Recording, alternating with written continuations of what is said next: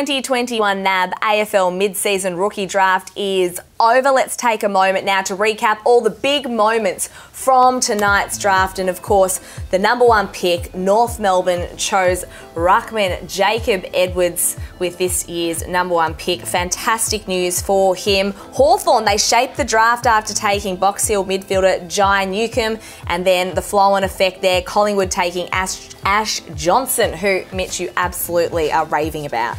Jacob Edwards is the standout player from the mid-season pool and a great selection for North Melbourne. The obvious choice, but the best choice. And a 202-centimetre key forward ruckman who will play long-term and spearhead their forward line, Mitch. So a great call there. The next pick was a fascinating one. We're all waiting to see whether they went with Jai Newcomb, who's the player who's nominated terms on a 3-year deal, or Ned Moyle. They went with the ready-made midfielder, which allowed Ned Moyle to sneak through to pick 5. And Ash Johnson at pick 3 comes in and could play a role for Collingwood's forward line straight up. He's a high-marking forward from Sturt, the half-brother of Crow Shane McAdam from Halls Creek, becomes the 6th player from that town on an AFL list. It was the land of the Giants, wasn't it, in the first round? Edwards, we see Moyle, we see Alexander Murkov, a ruckman for the Blues, Max Heath, a ruckman for St Kilda to let develop in their group. With these Lockie McAndrew at the Swans, another ruckman. Caelan Lane for the Lions, a developing big man.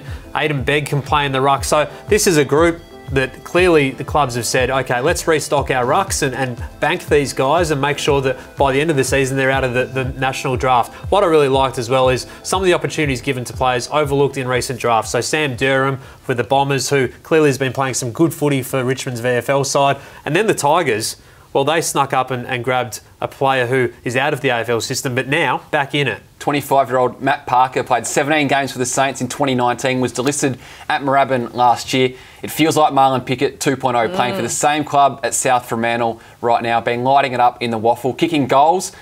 He could be a Richmond premiership player just like Marlon Pickett in a few months. St Kilda came into tonight with 4 selections. They opted to only take the 2 in the end. Who is the big winner? Can you name a club? I know they're all winners on draft night, that's clear. But is there one club in particular that you think has done particularly well? I love what Gold Coast done with Ned Moyle, because they were sweating on Hawthorn at pick 2. We know they need a ruckman. Cal's reported they've looked at Callum Coleman-Jones as a future trade option.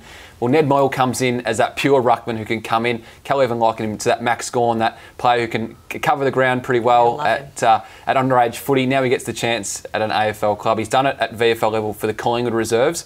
The Suns get a ruckman when they were weighing up a few others, and he's probably the best ruck option in the draft, pure ruck. I like what West Coast did, purely for the fact that it shows what the mid-season draft can do. You can make list adjustments on the run and as you go, and you deal with the circumstances that are presented for you. They've been hit by injury to their midfield in particular. So they're bringing Connor West, who's a mature age midfielder out of the Waffle system, who's averaged 27 touches this season. He's ready to play. And then they bring in Will Collins as well, who trained with the club over the pre-season. Impressed. There was no spot at that point. They've opened up a position. He comes in. He can play straight away as well across their half-back line. So I like the fact that what the Eagles have done shows why the mid-season draft's been a great inclusion over the list and free agency and trade and draft landscape and player movement landscape over the past couple of seasons, because it allows more flexibility, and we love the flexibility of it.